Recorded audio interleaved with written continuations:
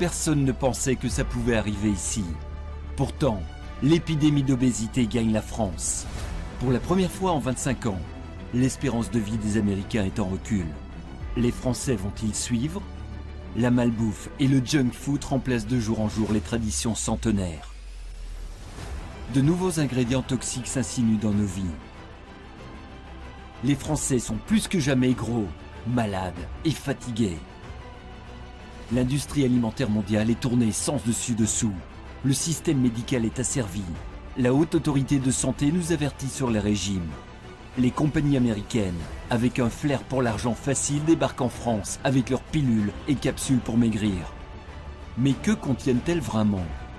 Dans les journaux, les morts s'accumulent, mais les gens sont mal en point et désespérés. Dans les corridors d'hôpitaux, le malaise est évident. Les nutritionnistes contredisent les docteurs. Les médias ne rapportent que la moitié de l'histoire. L'industrie de la minceur prospère. Mais nombre de compagnies sans scrupules usent de supercheries pour escroquer les plus désespérés.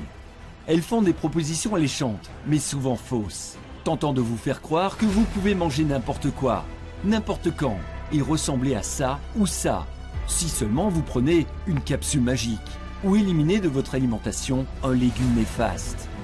La confusion règne.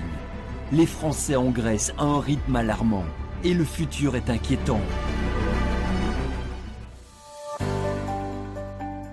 Et pourtant, en parallèle, de nouveaux domaines d'expertise se développent, et la science vit une révolution qui se devine dans les progrès mirobolants qui sont annoncés chaque jour.